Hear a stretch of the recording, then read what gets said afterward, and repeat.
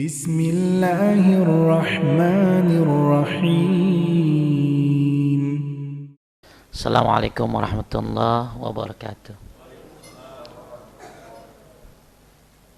Alhamdulillah nahmaduhu wa nasta'inuhu wa nastaghfiruh wa na'udzu billahi min syururi anfusina wa min sayyiati a'malina. May yahdihillahu fala mudilla lahu wa may yudlil fala hadiya lahu. Asyhadu an la ilaha illallah wahdahu la syarika lahu wa asyhadu anna Muhammadan 'abduhu wa rasuluh. Ya ayyuhalladzina amanu taqullaha haqqa tuqatih wa la tamutunna illa wa antum muslimun. Amma ba'du fa inna asdaqal hadis kitabullah wa khairal huda huda Muhammadin sallallahu alaihi wasallam wa syarral umur muhdatsatuha wa kullu muhdatsatin bid'ah wa kullu bid'atin dhalalah wa kullu dhalalatin finnar. Tentang keutamaan salat berjamaah. Baik, kita sudah bahas Masya Allah 19 poin efek sosial dari salat berjamaah. Kita sudah bahas hukum salat berjamaah. Sekarang kita mau bahas apa sih keutamaan salat berjamaah. Yang pertama, pahala salat berjamaah itu sudah sangat kita kenal. Hadis ini, pahala salat jamaah itu kayak 27 kali lipat daripada salat sendirian. Sebagaimana hadis salatul jamaah tafdulu salatul fardhi bi 27 darajah. Salat jamaah itu lebih utama daripada salat sendirian dengan 27 derajat. Jadi walaupun ibu-ibu salat sendirian di rumah, ya kalau bisa ada yang nemenin dari perempuan juga, seperti anaknya yang perempuan, mantunya atau bibinya, ya bagus lakukan salat berjamaah. Kalau enggak ada, ya dia sendirian di rumah. Juga dalam hadis yang lain di sini disebutkan banyak sekali hadis tentang salat berjamaah itu lebih banyak 2 kali lipat atas salat yang dilakukan sendirian. Tapi di sini ada juga hadis bukan 27 derajat tapi 25. Al-jamaah tafdulu salat al-fardhi bi 25 darajah. Salat jamaah itu lebih utama daripada salat sendirian dengan 25 derajat. Jadi gimana Pak Ustadz? Kalau ada hadis 27, ada hadis berapa tadi? 25. Ya, ada yang menyebutkan bahwa nilainya ini, ada yang menyebutkan penafsiran ulama kalau 27 itu untuk yang malam, kalau 25 untuk yang siang seperti duhur dan asar. Kemudian juga ada beberapa penafsiran tentang diantaranya berapa banyak, makin banyak jamaahnya makin bagus. Ya, misalnya di Masjid Bapak di Husnul Khotimah ini ada 50 orang, wah Masya Allah lebih bagus daripada, ya walaupun cuman berdua, bertiga, kan ada ya Pak ya, kadang-kadang masjid mewah, megah, tapi begitu sholat jamaahnya kurang. Kadang-kadang sekarang malah setiap klaster sudah punya masjid. Jadi misalnya satu klaster fulan. Klaster fulan ini perumahan fulan. Ini punya klaster 10. Nah 10 ini masing-masing bikin masjid. Akhirnya mereka bikin masjid raya yang gede. Ya, nah ini masjid rayanya biasanya belakangan. Walhasil orang lebih senang sholat di mana? Di klaster daripada di masjid raya. Makanya mendingan kayak ini ya. Ini kan cuma satu kan. Ya, cuma satu masjid Huzul Khotimah. Jadi akhirnya masjid-masjid yang ada di klaster itu mereka bilang masjid, akhirnya jadi musola. Akhirnya orang-orang senangnya ya bukan kemana? Ke masjid, tapi ke masjid yang klaster. Ya, nah ini akhirnya masjid yang besarnya jadi sedikit orangnya. Makanya masjid itu harusnya tidak istilahnya jaraknya juga jangan berdekatan. Cuman ya tidak dilarang juga karena banyaknya kaum muslimin. Akan tetapi banyak masjid yang akhirnya isinya sedikit. Bangunnya capek, lama, semangat, begitu ngisinya kurang. Jadi makin banyak jamaahnya makin bagus. Bahkan di sini disebutkan wa tajmi'u malaikatul lail wa malaikatun nahar fi salatil fajr. Halaman 558. Para malaikat malam dan malaikat siang berkumpul pada salat subuh. Ya maka salat subuh ini Masya Allah pahalanya besar. Man shallal bardaini dakhalal jannah. Siapa yang salat bardain? Apa bardain ini Pak? Bardain ini adalah 2 waktu yang sejuk. Apa 2 waktu yang sejuk? Subuh dan asar. Maka siapa yang salat bardain maka dia masuk surga. Maka diusahakan sholat di masjid khususnya subuh dan asar. Ada lagi asar, ada lagi subuh digandingkan dengan isya. Ya, man sholal isya, siapa yang sholat isya seperti sholat setengah malam.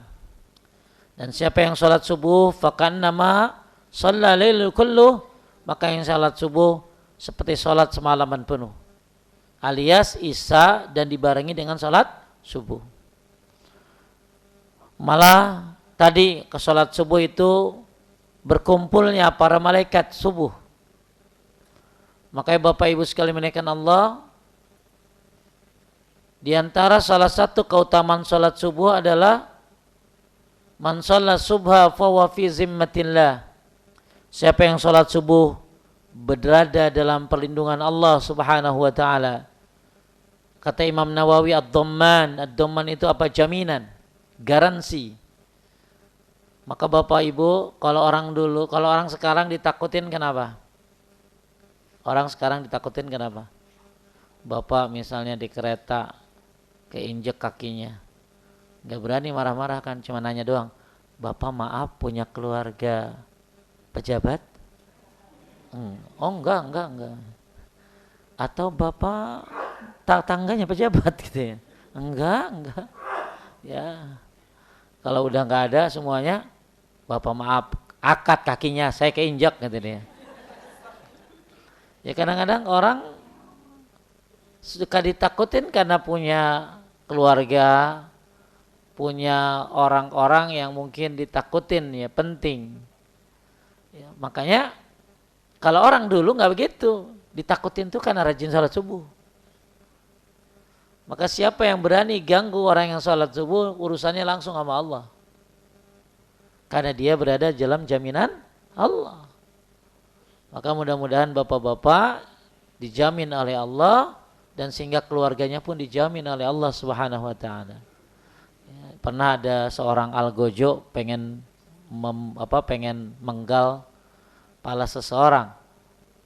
Kemudian algojo itu dikasih tahu, hati-hati kamu bunuh orang ini karena dia rajin sholat subuh ke masjid. Dikasih tahu hadisnya, siapa yang sholat subuh berada dalam jaminan Allah, dilepasin langsung. Ya, jadi Bapak Ibu sekalian menaikkan Allah, orang-orang dulu ditakuti karena bisa mengalahkan ngantuknya, bisa sholat subuh berjamaah. Kemudian di sini ada ayat wa Qur'an al-fajr inna Qur'an al-fajri kana mashhuda. Dirikanlah sholat subuh, sesungguhnya sholat subuh itu disaksikan oleh malaikat. Masya Allah ya, sholat subuh disaksikan oleh malaikat. Maka yang datang ke masjid subuh itu member, orangnya itu aja biasanya. Ya kalau nggak aki-aki, ya ambil batuk-batuk dan lain-lain. Tapi alhamdulillah sekarang udah banyak yang meramaikan masjid, alhamdulillah. Taib. Riwayat-riwayat tersebut pernah dipadukan, yakni bahwa di dalam hadis 25 derajat itu disebutkan keutamaan yang ada antara sholat sendirian dan sholat berjamaah. Keutamaan itu adalah sedangkan dalam hadis 27 derajat disebutkan sholat sendirian dan sholat jamaah serta keutamaan antara kedua hingga jumlahnya semua 27. Imam Nawawi rahimahullah mengatakan penggabungan antara keduanya dilakukan dari 3 sisi, yaitu bahwasanya tidak ada pertentangan antara hadis yang ada, yakni penyebutan sedikit itu tidak berarti menafikan yang banyak. Menurut kaum usuliyun pengertian jumlah itu tidak sah. Kedua, Nabi SAW pertama kali memberitahukan jumlah yang sedikit 25. Kemudian Allah memberitahu beliau adanya penambahan keutamaan, lalu beliau pun memberitahukan hal itu tersebut. Dulu katanya 25. Jadi kalau dulu yang jamaah 25, akhirnya ditambah jadi 27. Dan intinya ya gak usah memperdebatkan 25 apa 27 Pak, datang aja yang penting. Gitu loh. Kayak ibu-ibu, nah saya nerangin tentang surga, dia bilang begini, saya nanti kalau di surga gak mau berbagi dengan para bidadari Pak Ustadz. Suami saya milik saya. Luar biasa itu ibu-ibu. Ya, emang kasihan juga bapak-bapak ya. Dia di dunia dikuasain, ya, di surga juga dibatasin. Akhirnya saya bilang gini, ya Bu, di surga mah kagak ada cemburu, nggak ada cemburu di surga mah. Kata ibu itu, tetap aja saya nggak mau Pak Ustadz berbagi, ya. Suami saya milik saya. Ya, akhirnya saya bilang gini aja, ya udah ibu masuk surga aja dulu dah. Ya, nanti kalau udah masuk kita bahas di sono gitu loh. Ya kan masuk surga aja belum? Ya. Intinya 25 ada hadisnya, 27 ada hadisnya. Yang penting bukan hanya sekedar pahala 25 27, Anda ada enggak di masjid kan gitu loh. Ya. Ributin 25 27 ya, tapi dia enggak ada di masjid. Kita lihat halaman 559.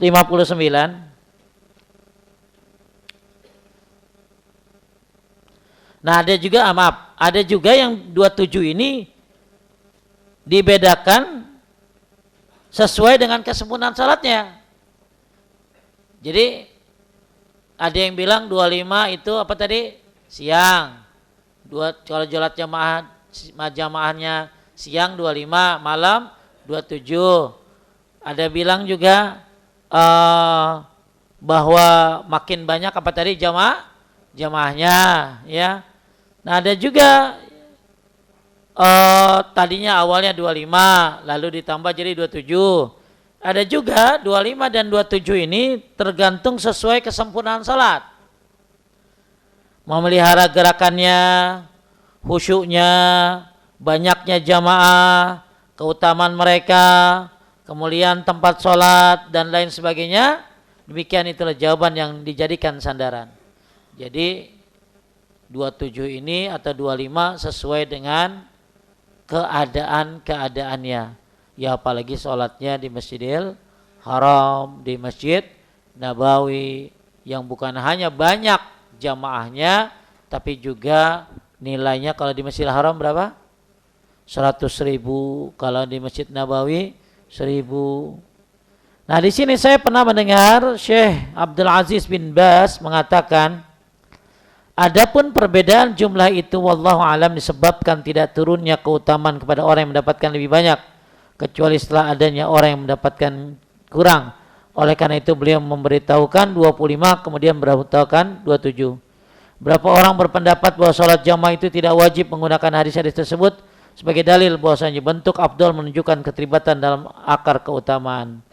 Ya, ini intinya tidak perlu memperdebatkan 25 27, yang penting Anda sholat berjamaah. Buat ibu-ibu di rumah ya tetap sama 27 dapatnya kalau berjamaah. Makanya kalau bisa berjamaah pula dengan siapa tadi? Dengan anak yang perempuan. Tapi kan ibu-ibu suka ada yang lebay begini. Pak Ustadz, lebih baik mana? Suami saya mengimami saya di rumah atau suami saya ke masjid? Mana jawabannya benar? Ke masjid. Suaminya ke masjid. Kenapa? Kenapa, Bu? Satu, karena Fatihah suami ibu nggak bagus. Kan waktu zaman Covid kelihatan kan? Semua pada sholat di rumah, suami pada jadi imam. Sampai ada ibu-ibu ngadu, saya nggak mau jamaah sama dia Pak Ustadz. Ngapa? Fatihahnya jelek.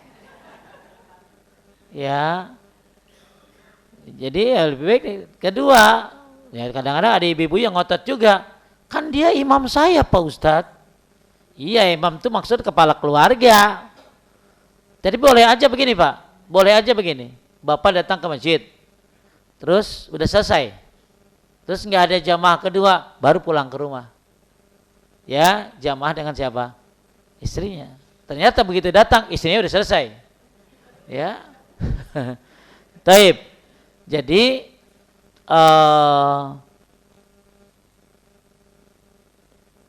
ketika kita berbicara tentang sholat jamaah, maka bukan hanya berdua, tapi jauh lebih banyak jamaahnya, jauh lebih baik. Kemudian disebutkan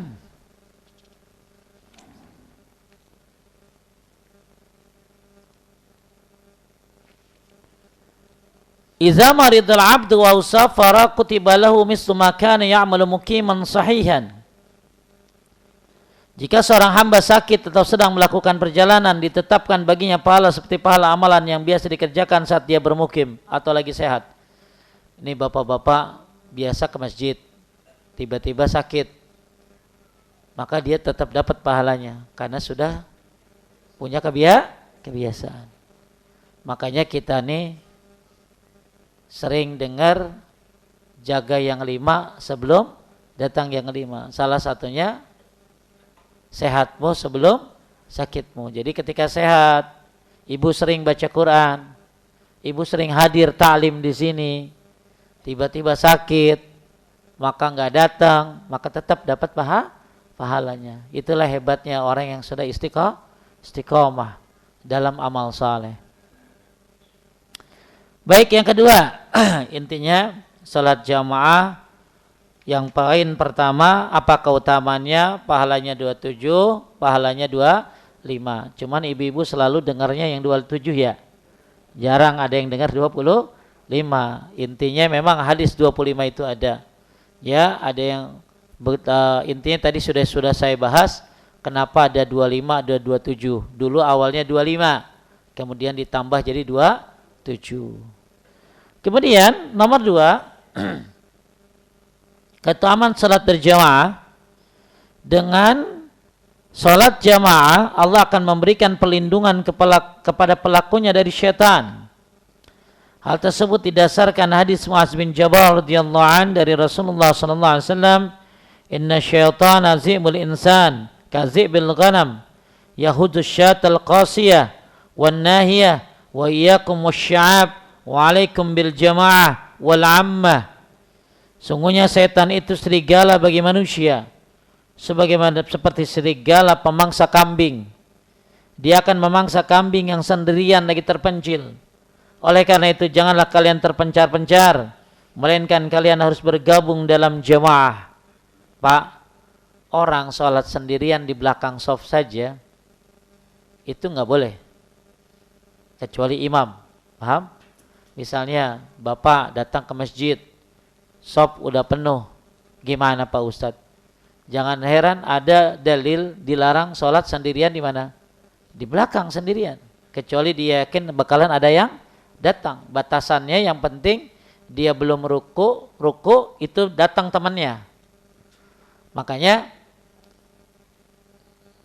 kalau ulama yang lain bilang kalau udah penuh, gak ada tempat, gak ada celah, kalau bisa ada celah, masuk celahnya. Bapak tinggal geser-geserin, paham gak? Ya, geser-geserin teman sebelahnya. Cuman masalahnya di Indonesia biasa nggak orang digeser-geser? Ya, orang tanah bukan punya dia aja.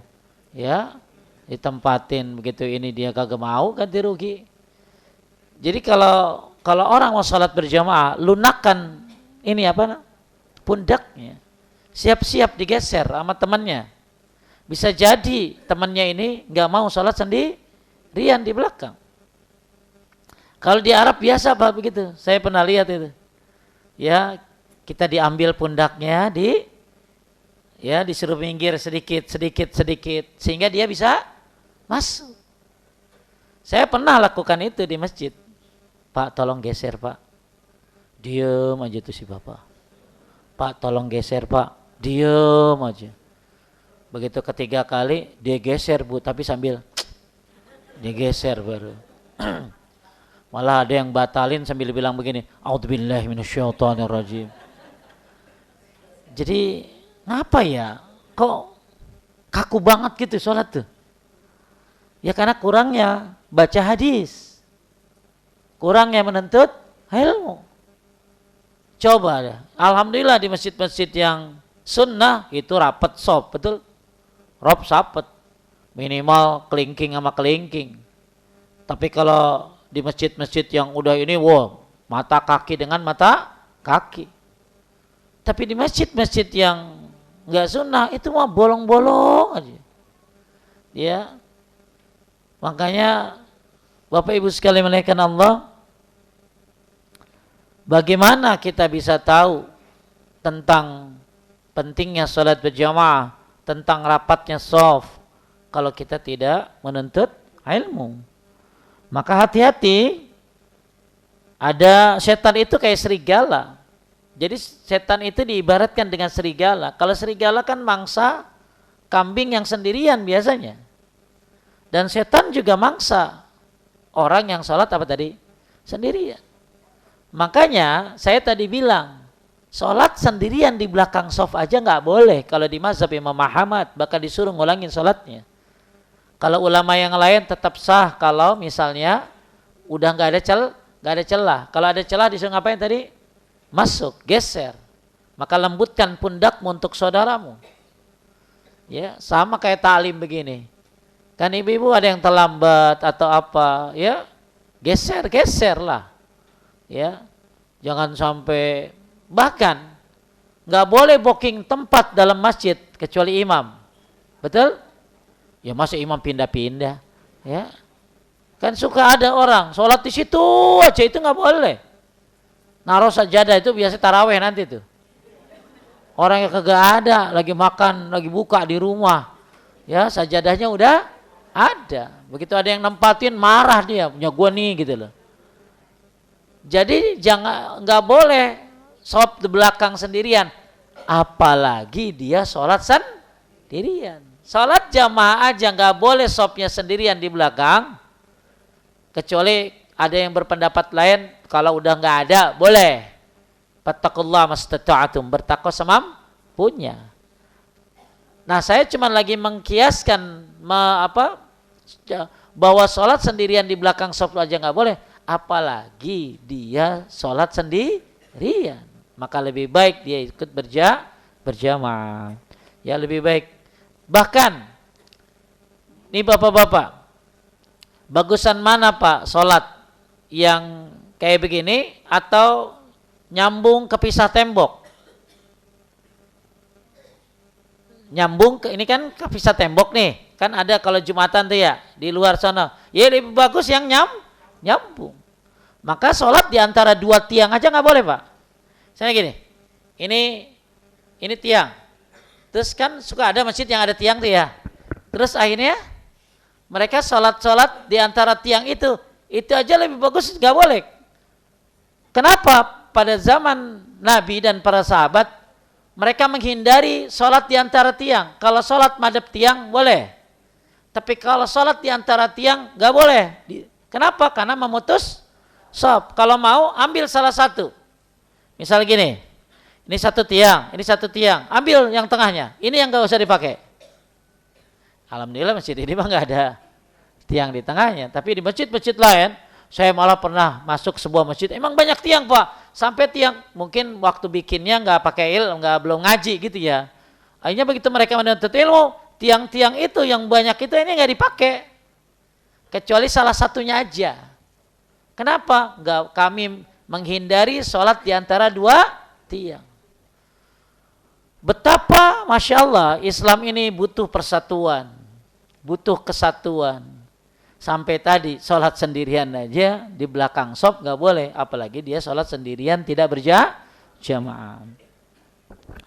Jadi hati-hati yang suka sholat sendirian, ya di antara dua tiang aja nggak boleh, harus nyambung. Maka tiang yang sebelah sininya nggak dipakai, ya akhirnya yang dipakai yang tengahnya. Kemudian juga dia dasarkan pada hadis Abu Darda, dia bercerita, aku pernah mendengar Rasulullah SAW, tidaklah 3 orang berada di suatu desa atau pedalaman yang tidak dirikan salat jamaah di dalamnya, melainkan mereka akan dikuasai oleh syaitan.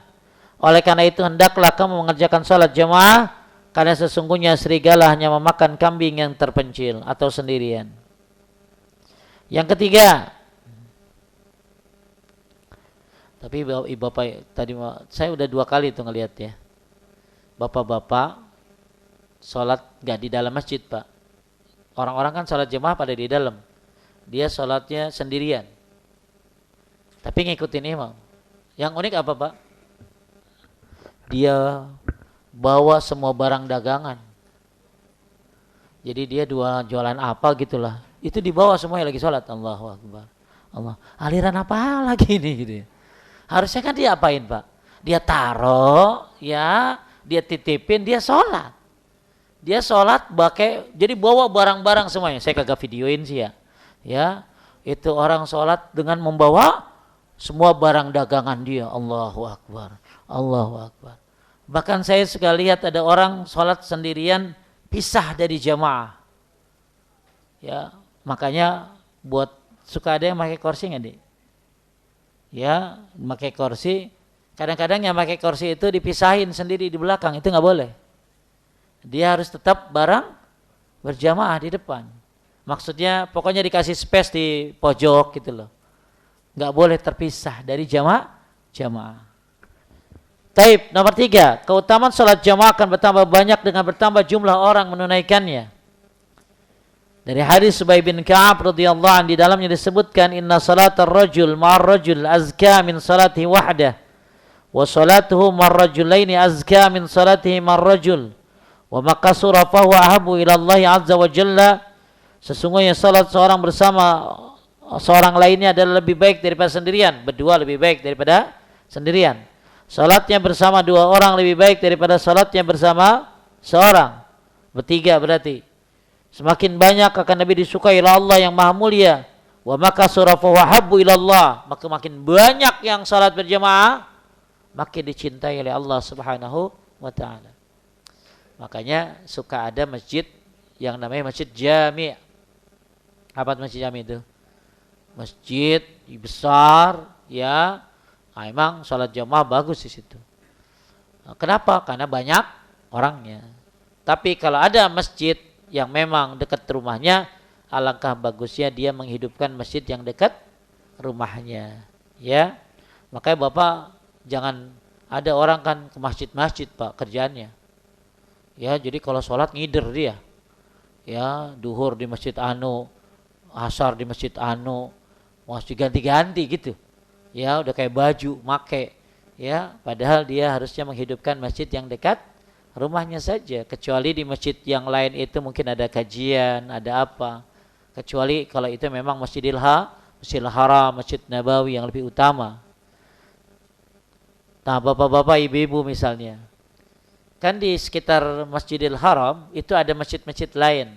Kalau Bapak ambil hotel bintang 3 atau bintang berbintang-bintang lah ya, yang enggak ada hotelnya tapi ada bintangnya, berarti memang enggak ada hotel dia ya. Itu memang ada masjid-masjid selama di tanah haram memang salatnya pahalanya sama. Tapi lebih bagus dia jalan ke Masjidil Haram yang ada Ka'bahnya. Jadi memang kalau Bapak lihat ya, di sekitaran radius 5 kilo atau berapa kilo dari hotel-hotel bintang 3 itu suka ada masjid-masjid. Banyak orang-orang pada sholat di masjid itu. Padahal kalau dia mampu, lebih baik dia datang ke Masjidil Haram. Kenapa? Walaupun anggaplah sholat di masjid kecil-kecil ini berada di tanah haram sama kayak 100.000, tapi jamaah lebih banyak, jauh lebih baik. Ya di Masjidil Haram kan pasti lebih banyak Pak. Ya, makanya kenapa ada alasan, kenapa orang pengen mati di sana?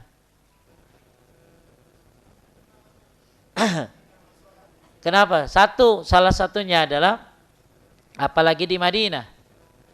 Mati di Madinah ya dapat syafaat. Ya, orang yang mati di Madinah. Belum lagi yang nyolatin. Kalau yang nyolatin bisa 40 aja, 40 orang. Dan 40 orang ini tidak menyekutukan Allah, itu bisa jadi syafaat doanya 40 orang ini buat mayit. Nah sekarang yang doain Anda berapa? Bisa jadi itu ada sekitar berapa Pak? Ya mungkin 1 juta orang. Ya Masya Allah. Jadi nggak apa-apa Bapak doa begitu. Ya kayak doanya siapa? Umar bin Khattab radhiyallahu anhu. Matikan aku di negeri Rasulmu.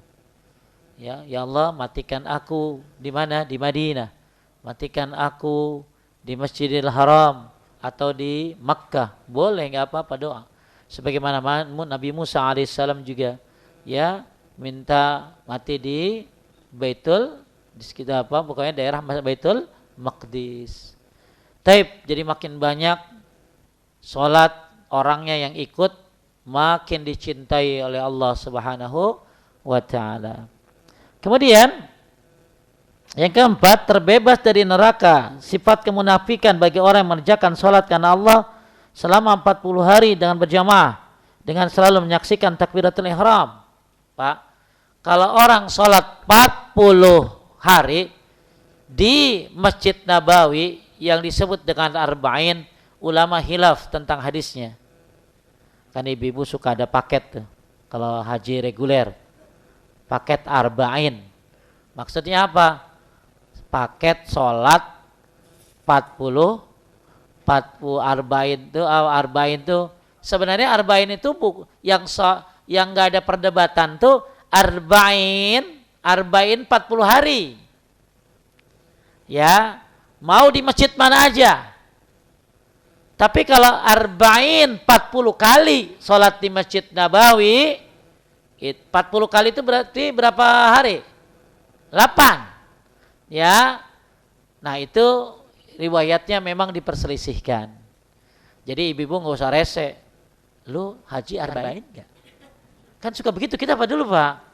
Iya, kalau zaman dulu kan, dan sedangkan beda reguler sama plus. Kalau plus cuma 5 hari paling lama kayaknya di Nabawi. Ya, jadi kalau nyari paket haji, saya nyari paket yang Arba'in gitu ya. Ya, Arba'in di sini berarti 8 hari di Madinah. Ini riwayatnya lemah. Ya, tapi ada juga yang ulama khilaf lah intinya. Tapi yang benar adalah bukan Arba'in 40 kali sholat. Yang benar adalah 40 hari di masjid mana saja. Kita lihat hadisnya. Dari Anas radhiyallahu anhu bercerita Rasulullah sallallahu alaihi wasallam bersabda, "Man shalla lillahi arba'ina yawman fi jama'ah, yudriku at-takbiratul ula, kutibat lahu bara'atani, bara'atun minan nar wa bara'atun minan nifaq." Siapa yang mengerjakan salat karena Allah selama 40 hari secara berjamaah dengan selalu mendapat takbir pertama, jadi nggak pernah ketinggalan takbiratul ihram. Coba Bapak, bisa nggak Pak 40 hari tapi nggak pernah ketinggalan takbiratul ihram? Kayaknya yang pensiunan bisa kali ya. Ya, bapak-bapak saya lihat di sini kan banyak pensiunan nih. Insya Allah bisa Pak. 40 hari enggak ketinggalan takbiratul ihram. Apa akibatnya? Maka dia akan dibebaskan dari dua. Apa tuh? Keterbebasan dari neraka dan keterbebasan dari kemunafikan. Nih coba pensiuners ya, atau siapalah ya yang memang aktif kerja tapi bela-belain, tapi syaratnya apa tadi? Enggak ketinggalan takbiratul ihram. Coba saya tanya bapak-bapak ini, Pak, 40 hari enggak ketinggalan takbiratul ihram, susah tuh kayaknya ya, apalagi yang masbukers ya, yang selalu telat datangnya ya, Masya Allah ibu ya. Kalau wajib buat jamaah sholat buat ibu-ibu dapat ini, karena ibu-ibu itu kan barbar dalam segala hal, semangat. Wah, Bu Nana pasti bisa ini, tapi kan kagak wajib buat perempuan. Yang diwajibkan siapa? Laki-laki. Kalau diwajibkan buat perempuan, habis Pak, mau ya habis dikuasai. Bisa-bisa yang ajan dia kali. Ya, tapi kan nggak boleh. Allah tahu ya, Allah Maha Adil. Ya, kepada siapa beban perintah ini? Kepada laki-laki. Tapi kalau dibuat boleh buat ibu-ibu. Wah, sampai yang di kursi-kursi belakang itu udah pada datang jam 11. Ya, asar udah pada datang. Saya percaya itu. Ya, karena memang Masya Allah semangatnya ibu-ibu dalam menjalankan perintah-perintah Allah. Balik lagi Pak. Siapa yang bisa sholat berjamaah 40 hari di masjid, tidak ketinggalan takbiratul ihram, maka dia terbebaskan dari dua, bebas dari neraka dan bebas dari kemunafikan. Tapi yang saya lihat jauh lebih daripada itu. Saya waktu itu pernah lagi duduk-duduk di Masjid Nabawi sambil nungguin Isya. Kan pulang tanggung kan Pak? Dari maghrib ke Isya. Ibu bisa lakukan sholat sunnah mutlak atau nuntut ilmu. Dengerin Ustadz. Sekarang siapa? Ariful Bahri. Ya. Saya pernah dialog dengan seorang ikhwan. Kayaknya dia sekolah di Universitas Madinah. Dia cerita bahwa di depan itu ada bapak-bapak yang selalu sholat 5 waktu berjamaah di masjid. Dan setiap habis sholat, dia selalu sholat jenazah. Dan setiap habis sholat jenazah, dia ngantar ke kuburan baqi. Dan lalu dia pulang ke rumahnya atau ke tokonya untuk sholat sunnah. Keren kan Pak? Tiap hari sholat berjamaah 5 waktu di Masjid Nabawi. Terus sholat jenazah pahalanya 1 qirat. Nganterin ke kuburan pahalanya 2 qirat. Kali 5. Dan yang lebih menakjubkan, orang itu bilang begini, dan bapak itu telah melakukan itu 40 tahun. Yang baru sebulan udah, ya bapak-bapak baru seminggu udah kayak megang kunci surga. Ya, ini 40 tahun, Masya Allah. Luar biasa ya, orang bisa istiqomah sholat berjamaah. Maka alhamdulillah ya, saya pribadi melihat, saya dulu punya jamaah namanya Pak Karyanto rahimahullah. Setelah dia pensiun, memang Masya Allah, datang 1 jam lebih dulu sebelum azan, pulang juga lebih lambat, sholat sunnahnya rajin. Maka buat bapak-bapak yang pensiunan, alhamdulillah Allah berikan kesempatan untuk menghidupkan sisa-sisa harinya, yaitu dengan berjamaah sholat di masjid. Ya, semoga istiqomah ya bapak-bapak ya. Ya, Masya Allah. Dan itu salah satu rahmat, nikmat dari Allah, diberikan kesempatan. Apalagi mudah-mudahan kita besok ketemu Ramadan ya. Amin. Ya Allah, pertemukan dengan bulan Ramadan, mengisi hari-hari di bulan Ramadan. Tinggal 88 lagi katanya. 88 hari lagi. Ya, yuk persiapkan. Berarti ini tanggal berapa sekarang? Bu? berarti Rabiul Akhir ya. Ya, berarti nanti mulai di gaspolnya tuh, kalau berarti dari sekarang 2 doa. Nanti gaspolnya itu pas Rajab. Rajab itu kayak awan. Kata Abu Bakar Al-Balkhi, Rajab itu kayak awan. Sya'ban itu kayak mendung. Ramadan hujan. Rajab waktunya menanam. Sya'ban waktunya menyiram. Ramadan panen. Jangan pas Ramadan baru nanam. Kan banyak Pak, nyubi-nyubi. Ya, orang-orang member-member baru rajin jamaah itu hanya bulan Ramadan saja. Saya pernah itu ketemu sama bapak-bapak begitu. Enggak pernah ada di masjid. Begitu Ramadan pakai udeng-udeng, pakai gamis Pak, udah kayak Raja Salman. Setiap ustadz ceramah, Allahu Akbar, Masya Allah, luar biasa. Habis Ramadan enggak ada lagi Pak. Ya, ternyata namanya Pak Romdoni. Ya, maksudnya spesialis bulan Ramadan. Itulah disebutnya Ramadhani. Ramadhani. Apa itu Ramadhani? Spesialis bulan. Makanya kata ulama salaf, jangan jadi Rajabi, jangan jadi Sya'bani, jangan jadi Ramadhani, jadilah Rabbani. Sya'bani, yang ibadahnya Sya'ban saja. Bahkan sekarang ada Syawali. Iya, ibadahnya baca sholawat cuman bulan Syawal, bulan apa? Ya, Rabiul Awal doang. Ya, maka jadilah apa? Jadilah Rabbani. Orang yang istiqomah dalam beribadah kepada Allah. Allah berfirman, wa'bud rabbaka hatta ya'tiyakal yakin. Sembahlah Allah sampai datang al-yakin. Apa itu? Ajal. Jadi enggak ada waktu spesial, semuanya spesial sampai datang ajal. Apalagi bulan Ramadan. Taib.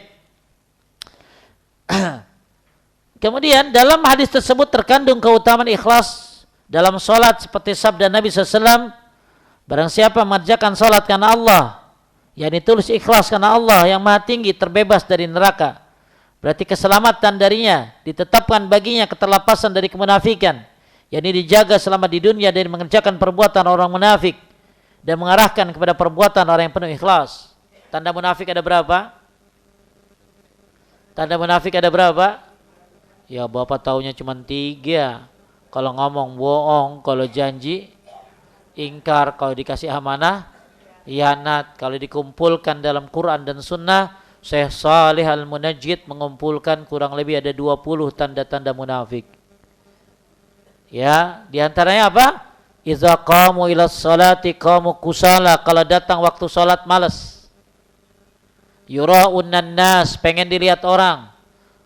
Kalau sholat pengen dilihat orang. Wala yazkurunallaha illa qalil, dan dia tidak mengingat Allah selain sedikit. Maksudnya apa? Zikirnya dikit. Sholatnya enggak khusyuk. Ingat Allah cuma sedikit dalam sholatnya. Maka tanda munafik itu ada 20. Kalau Bapak Ibu mau, nanti coba saya cari. Saya udah rangkumin tuh.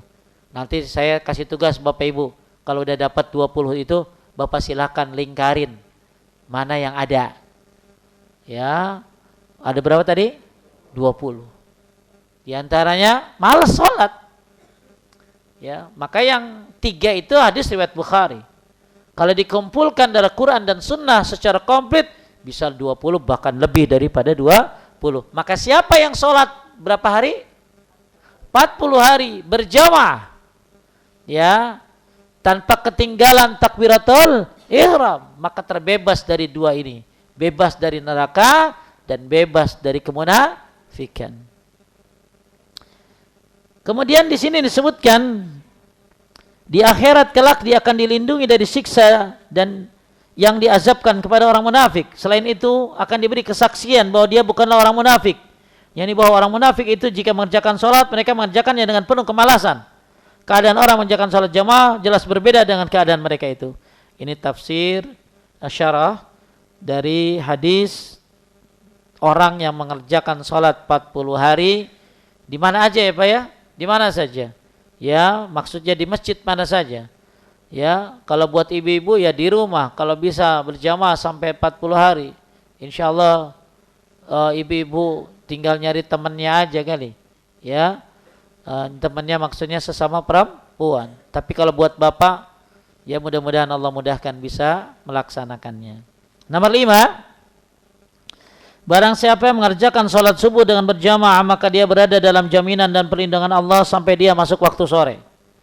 Hal tersebut didasarkan pada hadis Jundab bin Abdullah radhiyallahu anhu. Dia bercerita, Rasulullah sallallahu alaihi wasallam bersabda, "Man shalla subha fa huwa fi zimmatillah, fala yatlubannakumullah min zimmatihi bi syai', fa innahu man yatlubu min zimmatihi bi syai' yudrikhu summa yakubbahu ala wajhihi fin nari jahannam." Siapa yang mengerjakan salat subuh maka dia selalu berada dalam jaminan Allah. Jadi yang jamin Bapak bukan asuransi, yang jamin Anda bukan jenderal atau apalah. Yang jamin Anda adalah Allah Subhanahu wa taala. Dengan sebab apa? Mengerjakan salat subuh berjamaah. Maka sekali-kali jangan sampai Allah menuntut jaminan itu kepada kalian dengan sesuatu. Sesungguhnya barang siapa yang Allah tuntut jaminannya dengan sesuatu, maka dia akan mendapatkannya lalu menungkupkan wajahnya ke dalam neraka jahanam.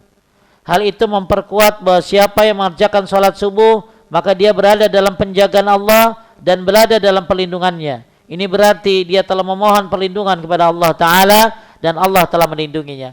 Bapak Ibu, kita sering baca, khususnya bapak-bapak, Bismillahirrahmanirrahim, la yadurru ma'asmin syai'un fil ardi wala fis samai as-sami'ul alim. Kita sering baca di waktu sore, a'udzu bikalimatillahi tammati min syarri ma khalaq, supaya kita dilindungi Allah. Kita sering baca ayat kursi pagi sore setiap habis sholat. Apa tujuannya? Agar dilindungi.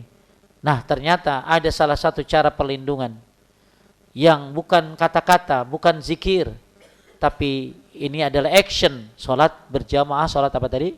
Subuh. Jadi siapa yang sholat subuh seolah-olah dia meminta kepada Allah agar dia dijamin, agar dia dijaga, agar dia dilindungi oleh Allah Subhanahu wa taala. Makanya Pak, oleh karena itu sepantasnya bagi seorang untuk menghalanginya dengan suatu mudarat atau gangguan barang siapa melakukan tersebut, maka Allah menuntut haknya. Jadi jangan ganggu. Jangan ganggu siapa? Orang yang suka sholat subuh di masjid. Ya, maka langsung urusannya sama Allah. Hebat banget ya. Kedudukan sholat subuh ini luar biasa. Sampai-sampai tadi, ya, siapa yang ganggu dia urusannya langsung dengan Allah Subhanahu wa taala. Barang siapa yang melakukan hal tersebut maka Allah akan menuntut haknya. Siapa yang dituntut oleh Allah maka tidak ada tempat baginya untuk melarikan diri dan berlindung. Demikian merupakan ancaman yang keras bagi orang yang menghalangi orang yang sholat sekaligus sebagai anjuran untuk hadir sholat subuh. Ya, insyaallah alhamdulillah Indonesia masih aman, sholat subuh masih nyaman, masih enak. Ya, enggak susah. Ya, gimana dengan keadaan kaum muslimin di Sudan? Gimana keadaan kaum muslimin di Gaza, di Palestina, yang ternyata mereka pengen sholat subuh tapi masjidnya aja udah enggak ada. Pengen sholat subuh tapi takut dengan para pemberontak. Alhamdulillah Allah berikan nikmat aman kepada bangsa Indonesia. Maka pergunakanlah nikmat aman ini untuk menghidupkan masjid-masjid dengan cara sholat berjamaah. Naudzubillah ya Pak, kalau keadaan kita seperti itu. Ya seperti terjadi apa sih namanya? Terjadi kudeta dan lain sebagainya, enggak enak. Ya pasti nggak enak sampai ya di sebuah negara sampai Pak yang masjid itu yang ke masjid itu diawasin, ya yang ke masjid itu diawasin, khatib Jumat diawasin semua, ya nggak enak negara berada dalam keadaan seperti itu. Maka bantu apa? Berdoa agar Indonesia diberikan keamanan. Ya, jangan sampai ada pemberontakan. Ya, naudzubillah, enggak bisa ta'lim lagi. Ya, naudzubillah, enggak nyaman ke masjid lagi. Enggak bisa ke masjid lagi. Padahal ke masjid adalah suatu amal yang luar biasa. Kemudian yang keenam, barang siapa yang mengerjakan salat subuh berjamaah kemudian diduduk sambil berzikir kepada Allah sampai matahari terbit, maka baginya pahala haji dan umrah. Hal itu didasarkan pada hadis Anas radhiyallahu anhu, dia bercerita Rasulullah sallallahu alaihi wasallam bersabda, "Man shallal fajra fi jama'atin thumma qa'ada yazkurullah hatta tatlu'a asy-syams thumma shalla rak'atain kanat lahu ka ajri hajjatin wa umratin tammatin wa tammatin." Barang siapa yang mengerjakan salat subuh dengan berjamaah lalu duduk berzikir kepada Allah sampai matahari terbit, kemudian mengerjakan salat 2 rakaat, maka pahala salat itu baginya seperti pahala haji dan umrah, tammah, sepenuhnya atau sempurna. Hadis ini dinilai hasan oleh Syekh Albani dan Syekh Abdul Aziz bin Baz menilai hasan karena banyaknya jalan yang dimiliki dari hadis tersebut. Nah, sekarang ada ustadz ngomong hadis ini dhaif, ya hormatin aja. Ya, kalau saya karena bukan ahli hadis, saya megang sama ulama ahli hadis saja. Siapa di sini? Syekh Albani dan Syekh Abdul Aziz bin Baz. Jadi bapak-bapak untuk masalah ini harus legowo ya. Jadi jangan sampai begitu ada lihat orang yang lagi habis sholat subuh duduk disamperin. Antum ngapain? Ana nungguin syuruk, dhaif. Ya. Ya, padahal ada ulama yang menghasankan. Jadi tinggal gampang tanya aja, emang dhaifnya dari mana? Ya kata ustadz, ini dia. Lah gue juga kata ustadz gitu loh. Ya memang jadi Bapak Ibu tahun-tahun ini saya mendengar ada ustadz yang mengatakan hadis ini dhaif. Kemudian jamaah juga ini. Dan ini ternyata hadisnya saya udah lihat lagi, ternyata ada yang menghasankan. Hasan itu kan berarti bagus, Pak. Siapa? Bukan kaleng-kaleng yang menghasankan adalah Syekh Albani rahimahullah, Syekh Abdul Aziz bin Baz, bagaimana yang diungkapkan oleh murid beliau yaitu penulis kitab ini Dr. Wahab Al-Qahtani.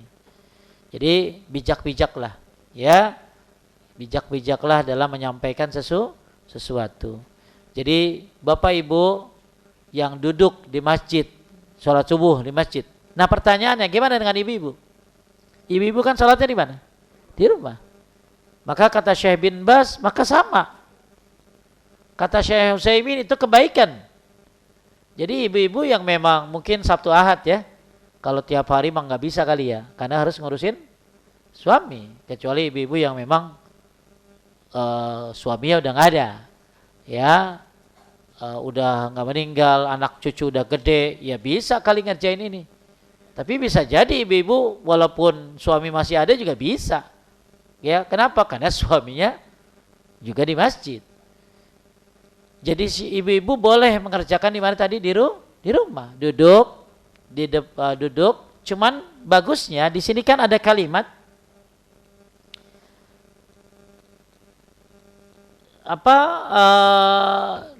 bagusnya itu jangan kayak gini. Kalau orang di masjid, dia bisa pindah-pindah Pak, selama itu area masjid. Misalnya ngambil Quran ke sana kemari, duduk, deket AC nggak enak, pindah gitu lah. Sama area masjid. Tapi kalau buat ibu-ibu bagus di tempat sholatnya.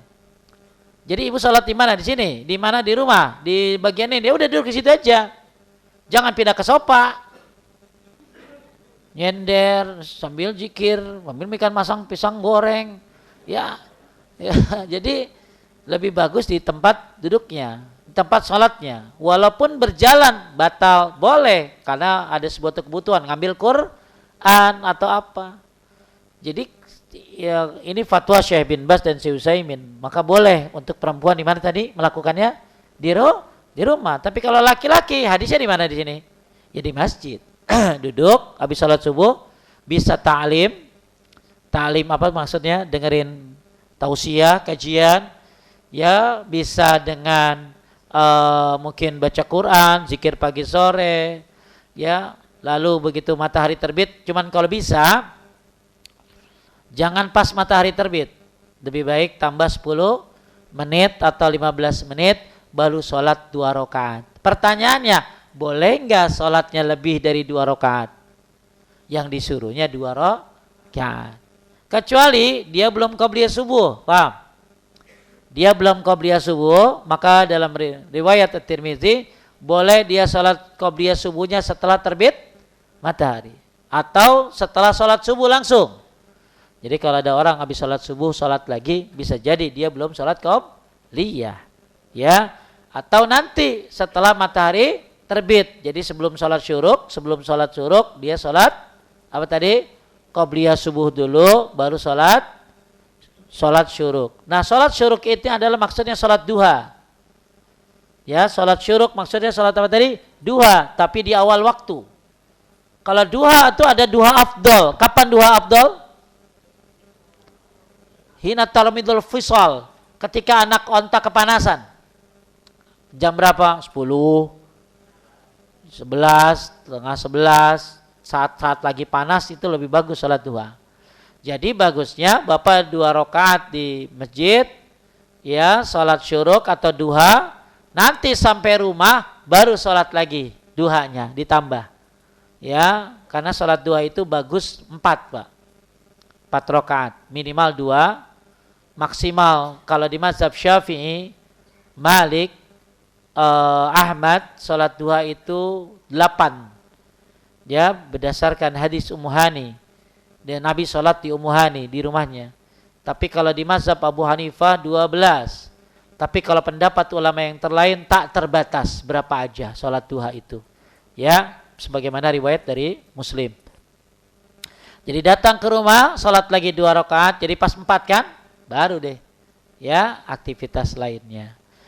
Taib. Jadi dalam hadis tersebut tergantung apa? Di sini memperkuat siapa yang mengerjakan salat subuh berada dalam penjagaan Allah. Siapa yang salat subuh lalu tadi apa? Duduk lalu berzikir kepada Allah, ya, sampai terbit matahari, pahalanya seperti haji dan umrah sepenuhnya atau sempurna. Segini, Pak.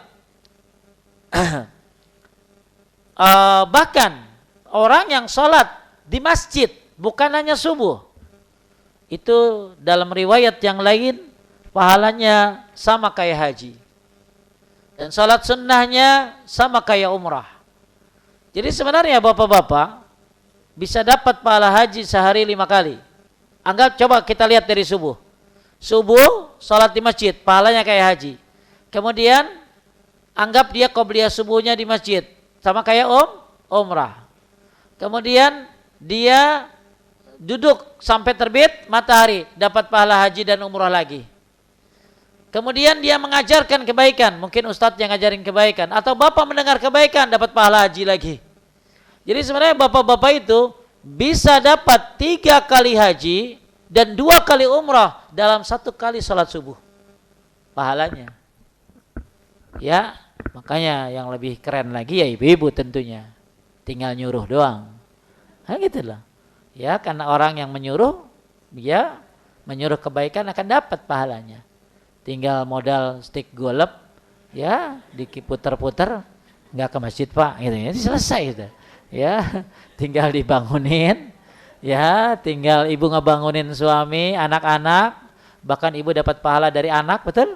Yang laki-laki, ya, dapat pahala dari suami juga, masya Allah.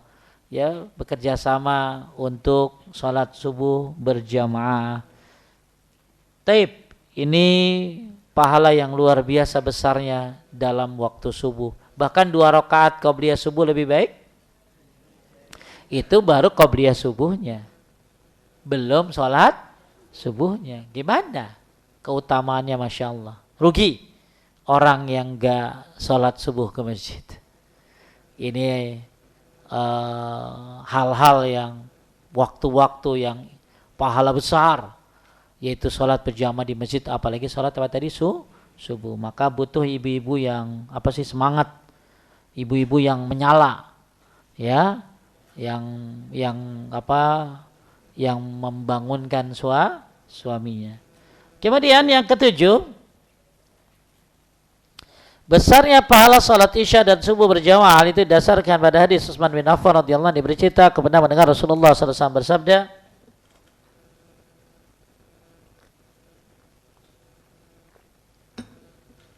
Man shalla ala isya fi jama'atin fakana maqama nisfal lail. Wa man shalla subha fi jama'atin fakana ma shalla laila kullu. Siapa yang mengerjakan salat isya berjamaah maka seakan-akan dia mengerjakan qiyamul lail separuh malam. Dan barang siapa mengerjakan salat subuh berjamaah maka seakan-akan dia mengerjakan salat semalam suntuk. Masya Allah. Bapak dapat pahala salat dari maghrib sampai subuh. Buat orang yang salat apa tadi? Subuh berjamaah. Masa kayak gini sampai kita lewatin, Pak? Ya, jangan sampai deh. Buat orang-orang yang menuntut ilmu, jangan sampai lewatin subuh. Ya sekarang masih banyak orang yang udah merasa bangga sholat subuh, tapi di rumah. Ya, maka hendaklah berbangga, bukan berarti sombong. Senang kalau orang bisa melaksanakan sholat isya dan subuh di mana? Di masjid. Ya, seperti apa kalau sholat isya tadi? Seperti sholat separuh malam. Kalau sholat subuh seperti sholat semalaman penuh. Kemudian selanjutnya Mas di atas nomor 8 ada sebuah riwayat walau ya'lamuna ma fi malatu ma walau habwan. Seandainya mereka mengetahui pahala yang tergantung pada keduanya, maksudnya isya dan subuh, maka mereka akan mendatangi meski dalam keadaan merangkak. Bahkan basyiril masaina fid dhulami ilal masjid binurid tammi yaumal qiyamah. Kabar gembira bagi orang yang melaksanakan salat malam di waktu di masjid, maksudnya isya dan subuh, akan mendapatkan cahaya yang besar, yang sempurna nanti pada hari kiamat. Jadi bapak-bapak yang pengen dapat cahaya sempurna, lakukan salat isya dan subuh di masjid berjamaah. Kemudian yang ke-8, berkumpulnya para malaikat malam, malaikat siang dalam salat subuh dan asar. Sebutkan dari hadis Abu Hurairah radhiyallahu anhu, Rasulullah sallallahu alaihi wasallam bersabda, artinya para malaikat penjaga malam, malaikat penjaga siang itu datang silih berganti. Mereka akan berkumpul pada waktu salat subuh dan salat asar. Malaikat yang menjaga kalian pada waktu malam akan naik dan mereka ditanya oleh Tuhan mereka. Dan dia lebih tahu tentang mereka. Bagaimana kalian meninggalkan hamba-hambaku? Mereka menjawab, kami meninggalkan mereka ketika mereka telah mengerjakan salat. Tengah mengerjakan salat. Dan kami datang kepada mereka, mereka tengah mengerjakan juga. Jadi malaikat subuh datang. Bapak lagi salat.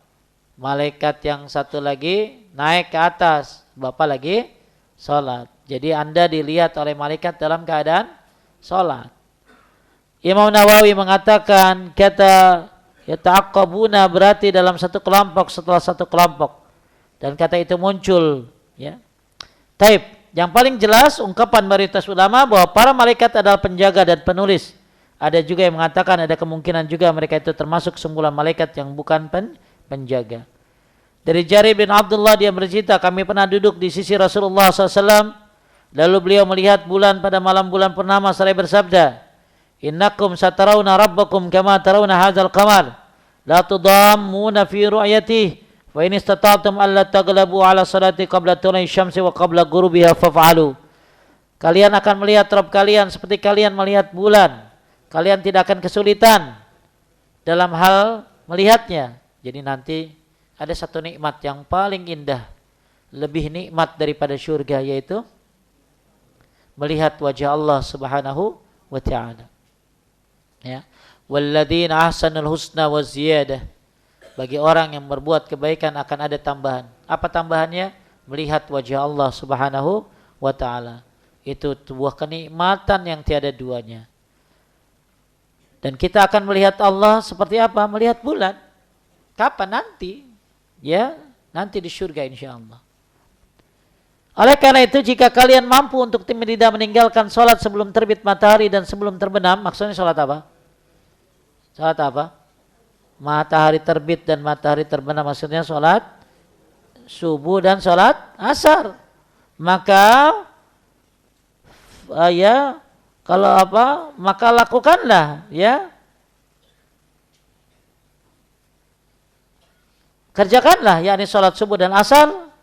Kemudian Jarir membacakan ayat wasabbih bihamdi rabbika qabla tulu'i syamsi wa qabla al-ghurub, dan bertasbihlah sambil memuji Rabbmu sebelum terbit matahari dan sebelum terbenamnya.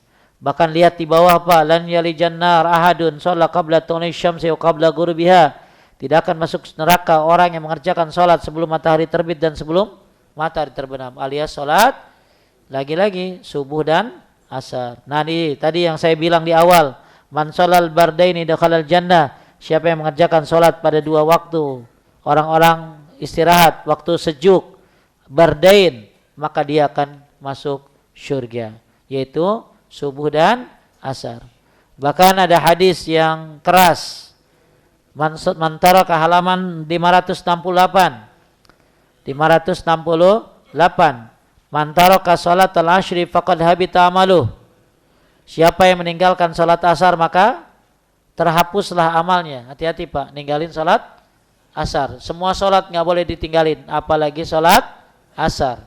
Ya, bahkan dari hadis Abdullah bin Umar radhiyallahu anhu, Rasulullah sallallahu alaihi wasallam bersabda, alladzi tafutu salatul asy fa ka'annama wutira ahluhu wa maluh, orang yang ketinggalan mengerjakan salat asar seakan-akan dia telah kehilangan keluarga dan hartanya. Pak, jadi orang yang ninggalin salat asar seperti kehilangan harta dan keluarganya. Makanya disebut kata ulama, jaga asar sebagaimana kau jaga hartamu dan keluargamu. Luar biasa Bapak Ibu jaga harta dan keluarga kan? Maka seperti itulah menjaga salat apa tadi? Asar ini bisa jadi lebih malas daripada subuh, betul? Kenapa? Tanggung. Nanti ya. Kalau subuh kan karena tanggung tidur. Kalau asar tanggung kerjaan. Tanggung nanti aja di rumah. Ternyata nggak sampai ke rumah.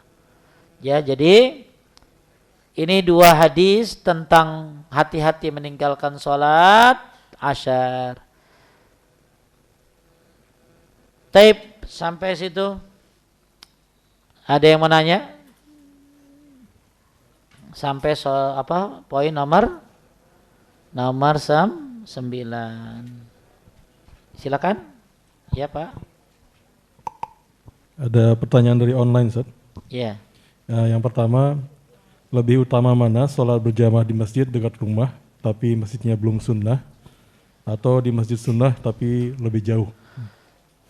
Sholat di masjid dekat rumah lebih utama. Ya, jadi bapak-bapak kasih sholat di masjid dekat rumah lebih utama, walaupun masjidnya tidak sunnah. Ya, kenapa? Ibu, karena saya pernah baca satu kitab dari Syekh Ali Adam bin Musa al-Atyubi tentang kenapa penting menghidupkan masjid dekat rumah. Selama imamnya bukan orang yang melakukan kesyirikan, maksudnya syirik besar. Selama imamnya, apalagi walaupun imamnya Anda nggak kenal, selama imamnya benar bacaannya, karena banyak masjid-masjid yang imamnya bagus-bagus walaupun dia tidak tahu sunnah-sunnah sholat. Dia masjidnya mungkin tidak sunnah, tapi dia sholat di dekat rumahnya itu jauh lebih baik. Kenapa? Meramaikan masjid tersebut, kemudian menjaga perasaan imam. Coba Bapak sholat di masjid lain, imamnya gimana perasaannya? Ya, itu setahu saya seperti itu. Akan tetapi kalau memang sekali-kali ya dia pergi ke masjid, selama masjidnya ini, pokoknya masjidnya selama tidak melanggar syariat. Ya, misalnya masjidnya masih bid'ah, nggak apa-apa. Ya, selama imamnya Fatihahnya masih benar, nggak apa-apa. Ya, misalnya masjidnya ada kuburan, nah lain lagi itu.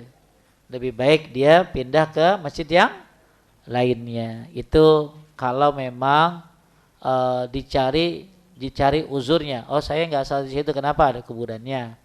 Oh, saya salat nggak salat di situ, kenapa imamnya baca Fatihahnya salah? Oh, kenapa imamnya melakukan kesyirikan besar? Ya, maka dia boleh cari masjid yang lain. Tapi selama tidak seperti itu nggak apa-apa. Ya, bisa jadi Anda nanti jadi, oh, ibu bapak itu rajin banget ke masjid ya. Kita masukin anggota DKM deh. Ya, lama-lama tiba-tiba karena Anda rajin menuntut ilmu, sering kasih masukan-masukan positif, ya, akhirnya tiba-tiba diapain? Udah, yuk punya panggil ustadz dong. Kamu manggil siapa? Masukin satu, selipin satu. Ya, lama-lama bergabung tuh di situ. Ada dua, ada ustadz sunnah, ada ustadz yang tidak sunnah. Lama-lama akhirnya jamaah ada yang tercerahkan. Butuh perjuangan Pak, kayak gitu. Gak gampang. Jadi kadang-kadang kita maunya apa? Wah, gak sunnah, gak kabur aja, batlayan. Lalu kapan di masjid itu akan jadi sunnah? Kalau ternyata tidak ada orang yang ikut di dalamnya untuk memberikan masukan, apalagi bapak punya kedudukan tinggi, punya jabatan, biasanya didengar, apalagi bapak suka nyumbang, wah udah, ya lama-lama juga ya tadi biasanya donatur bisa ngatur, ya. Jadi kadang-kadang ada orang yang suka terlalu apa ya, terlalu, saya nggak mau. Ya kalau ada acara kemaksiatan, ya Anda nggak mau, nggak boleh gitu loh.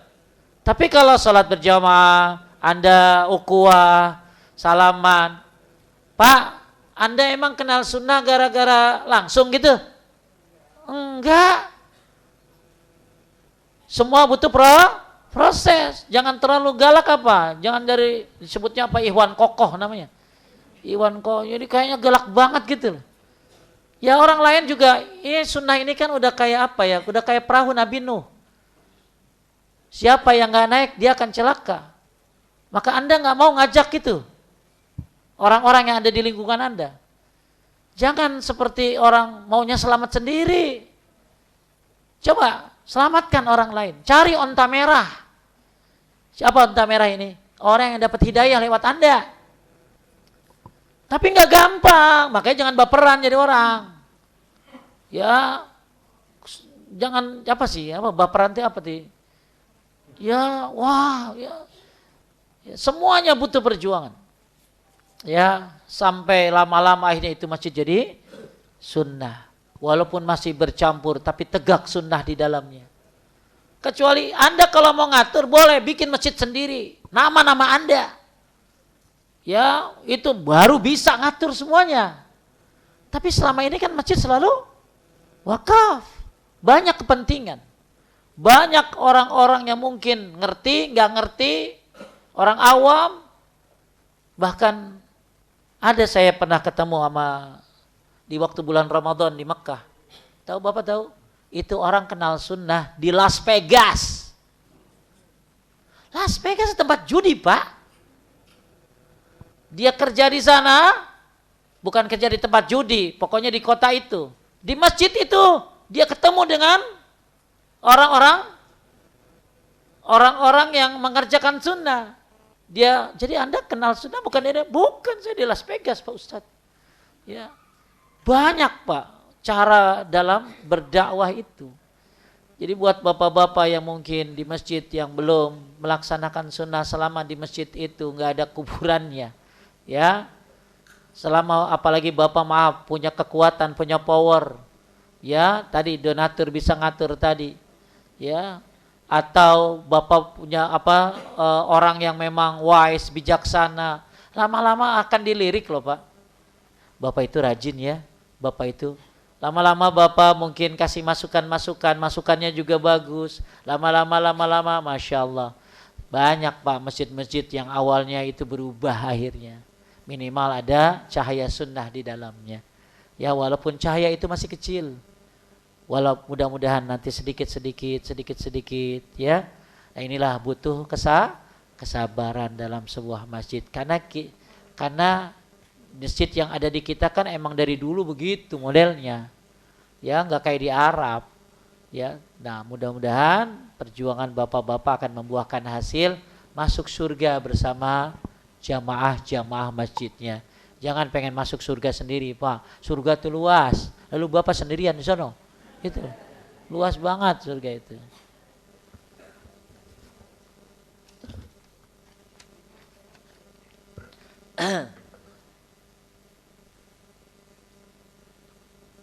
Jika suatu hari hujan lebat, terus ambil keputusan sholat di rumah berjamaah bersama keluarga, tapi sebelum sholat dilaksanakan tiba-tiba hujan reda, apakah sholat berjamaah di rumah? Ya kan udah reda,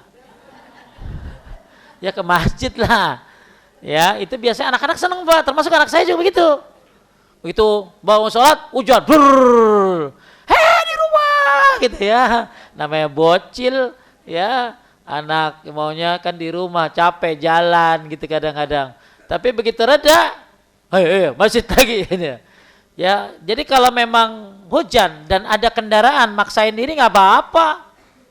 Wah, kendaraannya nanti dihisapnya pakai buat ke masjid. Punya mobil, tapi cuman buat ke kendaraan itu ada 3 macam. Kendaraan yang memberikan dosa, kendaraan yang tidak memberikan apa-apa, kendaraan yang memberikan pahala.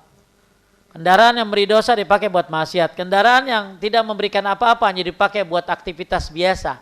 Tapi kendaraan yang memberikan pahala adalah kendaraan yang dipakai buat ibadah. Bahkan Syekh Utsaimin pernah saya baca, orang yang ke masjid dengan kendaraannya karena ada uzur, maka dihitung perputaran rodanya. Maka jadikanlah motor, ya Pak, motor, pakai motor moge, cuman keluar, cuman ke mana doang gitu ya, pakai ke masjid. Ya, dan punya apa kendaraan pakai. Dan kalau hujan ini gimana yang nggak ke masjid? Hujan yang membuat sulit jalanan. Kalau di Arab Pak, hujan dikit karena padang pasir apa? Ya bukan banjir, apa sih namanya? Becek gitu loh. Karena kan lumpur semua jadinya. Nah kalau di kita aspal semua, ya. Jadi saya sih cuma merasa begitu ke masjid pakai mobil, maksain diri walaupun hujan, saya ada sedikit ada effort sedikit usaha, mudah-mudahan pahalanya lebih gitu loh. Walaupun boleh karena hujan, tapi masalahnya hujannya kayak apa? Ya kalau hujannya cuma hujan biasa, apalagi udah reda ya. Ya kalau udah reda lebih baik kemana tadi? Ke masjid. Doa tasyahud pada salat 2 rakaat pada salat sunnah, misal salat tahajud bacanya sampai tasyahud awal saja, ya tasyahud akhir lah, kan tasyahud awal beda sama tasyahud akhir. Kalau ibu salat tahajud berarti salatnya apa? Tasyahud akhir kan? Ya, salat sunnah pastikan tasyahud akhir, cuman 1 tasyahudnya. Berarti doanya sampai mana? Sampai wa min fitnatil masih dajjal. Tapi kalau tasyahud awal tuh kayak salat maghrib, salat isya yang tasyahudnya ada berapa? Ada 2 ya, maka tasyahud yang pertama sampai syahadat boleh atau sampai sholawat. Tasyahud akhirnya sampai wa min fitnatil masih dajjal. Apa pandangan hukum tentang fenomena suling? Suling, subuh keliling. Oh ya, subuh keliling. Ya saya sih hidupkan masjid dekat rumahnya. Karena tanggung jawab Anda pada daerah Anda, bukan pada daerah orang. Kecuali Anda ke Masjidil Haram atau ke Masjid Nabawi atau ke masjid yang memang ada kajiannya, Anda nggak ada di masjid Anda, boleh. Tapi lebih baik jadikan, karena tanggung jawab Anda bukan daerah orang, tanggung jawab adalah daerah Anda sendiri. Ya, jadi saya lebih suka subuh di masjid yang dekat rumahnya selama tidak melanggar syariat.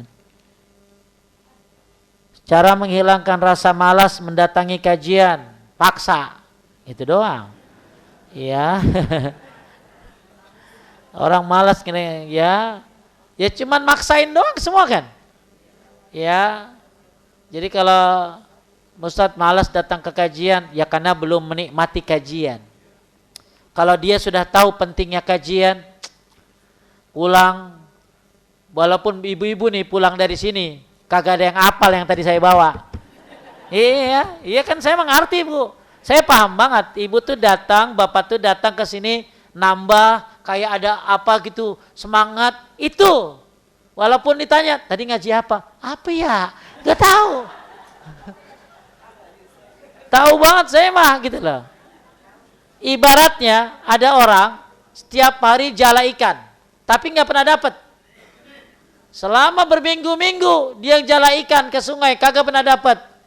tapi dia tahu jaringnya jadi bersih. Paham? Iya. Nggak dapat apa-apa Pak Ustadz Pak. Anda dapat langkah ke masjid. Betul? Anda dapat duduk ya, bertemu dengan sesama muslim. Jangan meremehin ketemu wajah orang-orang muslim. Najur wajhil muslim yajlil qalb. Melihat wajah orang muslim itu mengkilatkan hati. Coba lihat, saya lihat wajah bapak-bapak kan beda-beda. Maksudnya apa? Saya beda, auranya beda-beda. Lihat bapak ini, seperti ini, ya beda-beda. Itu mengkilatkan hati loh. Emang kita di sini ngapain? Nyombongin mobil, kagak bisa dibawa. Nyombongin jam, Richard Gere, ya jamnya Richard Mille apa Richard Gere, ya. Nyombongin apa emang kita di sini? Kita cuma duduk, maka melihat wajah orang mukmin itu mengkilatkan hati. Masya Allah, ya. Jadi walaupun lihat nenek-nenek, tapi mengkilatin hati gitu loh. Ya. Ya. Jadi walaupun ibu-ibu datang ke sini, ya maaf ya, cuman datang dengerin, ada sesuatu yang nambah, betul? Iman tuh nambah, walaupun kagak apa, ya kosong. Ya begitu ditanya emang kajian apa tadi itu ada YouTube-nya, gitu aja ada. Iya, apalagi masalah hafalan, jeblok dah hafalan mah. Ya, luar biasa memang, karena memang level kita bukan level pelajar. Paham Bu? Level pelajar kan lain, nyatet tapi dibaca nanti, dihafalin, ada ujiannya. Kalau ibu kan cuma nyatet doang. Nyatet, nanti pulang, ya udah tulisannya jelek, boro-boro dibaca lagi. Ya, lain kalau pelajar-pelajar tuh udah nyatet, nanti ada ujiannya, ada hafalannya. Nah level ibu kan belum kayak itu gitu loh. Jadi level ibu tuh nambah pahala, nambah semangat, nambah keimanan. Ya syukur-syukur, minimal sholat jamaah itu wajib loh. Emang apa keutamaannya? Banyak deh. Itu doang ya. Ya minimal kasih bukunya aja kan itu loh. Ya. Jadi nikmatnya kajian ya, Masya Allah luar biasa. Jadi mudah-mudahan nggak malas lagi ya. Izin bertanya, apakah kita boleh sholat taubat setiap hari? Memang ada ulama membolehkan. Kalau saya lebih suka begini. Setiap sholat Anda bisa taubat. Gimana caranya? Bacanya doa-doa taubat. Gimana? Jadi nggak usah sholat taubat, tapi setiap sholat Anda taubat. Gimana caranya? Baca iftitahnya Allahumma ba'id baini wa baina khotoya. Itu kan kayak orang taubat Bu. Rukunya baca subhanaka Allahumma rabbana wa bihamdika Allahumma gfirli. Apa artinya? Ampuni dosaku. Lagi sujud baca Allahumma gfirli zanbi kullahu dikkahu wa jillahu wa awalahu wa akhirahu wa alaniyatahu wa sirrahu. Hafalkan Bu? Jangan sampai ibu ngomong begini, minta dong doanya Pak Ustadz. Ya ampun, udah 10 kali saya share itu. Ya, ampuni dosaku apa? Yang dulu, yang semuanya, yang besar, yang kecil, yang awal, yang akhir, yang kelihatan dan yang tidak. Itu kan tobat. Lagi sebelum salamnya baca Allahumma inni dzalamtu nafsi dzulman katsiran wa la yaghfiru dzunuba illa anta faghfirli maghfiratan min indik warhamni innaka antal ghafurur rahim. Bapak-bapak mah diam aja. Ya, bapak-bapak mau boncos kalau udah hafalan pada ya, oleh ibu-ibu luar biasa. Ya kan saya mah kecewa banget sama grup Husnul Khotimah yang bapak-bapak, nggak ada yang setoran sampai hari ini gitu deh. Ya ibu-ibu mau nantangin baik, Ustadz yang kagak sanggup gitu ya. Ya jadi Masya Allah banyak doa-doa tobat dalam sholat. Ya. Tapi kalau ditanya sholat tobat tuh kalau hadisnya ayatnya kan begitu berbuat dosa. Tapi kan kita tiap hari Pak Ustadz, makanya ada yang bilang boleh, ada yang bilang ketika berbuat dosa. Cuman kalau saya setiap sholat saya bisa tobat gitu, walaupun bukan sholat tobat. Karena inti tobat adalah 3. Berhenti, nyesel, tidak mengulangi di masa yang akan datang. Ibu habis sholat ngulangin gimana? Udah sholat tobat saya tadi dari gibah, nanti juga gibah lagi, kayak gitu lah. Jadi inti tobat itu bukan sholat tobat, sholat tobat itu sunnah tambahan. Tapi intinya nyesel, berhenti dan tidak melakukan lagi. Terakhir, kita menunggu waktu sholat isya dan maghrib menunggu isya. Apakah boleh menunggunya di meja sambil baca Quran, tidak di tempat di mana waktu dikerjakan sholat? Yang utama di tempat sholat. Ini buat ibu-ibu ya. Ya buat ibu-ibu, di tempat sholatnya jauh lebih baik. Atau di ruangannya lah. Ya misalnya di ruangan, jadi jangan di meja makan. Ya, tapi di meja di dekat sholatnya. Insya Allah boleh, nggak apa-apa ya. Karena memang ibu-ibu bagusnya sholat di mana tadi? Di rumah, apalagi di kamarnya. Habis? Nggak ada lagi? Taib, semoga bermanfaat. Semoga Allah mudahkan, menambah semangat untuk menuntut ilmu. Ya, semoga Allah mudahkan untuk mengamalkannya. Intinya terlalu banyak keutamaan sholat berjamaah. Ya, ini kesempatan buat yang udah lucu-lucu umurnya 50, 60, kesempatan untuk meraih amal pahala yang berlimpah dengan cara sholat berjamaah. Buat yang masih muda-muda, semoga istiqomah ya, dan semoga semuanya diberikan kemudahan untuk mengamalkannya. Amin ya rabbal alamin. Barakallahu fikum. Subhanakallahumma wa bihamdika asyhadu an la ilaha illa anta astaghfiruka wa atubu ilaik. Assalamualaikum warahmatullahi wabarakatuh.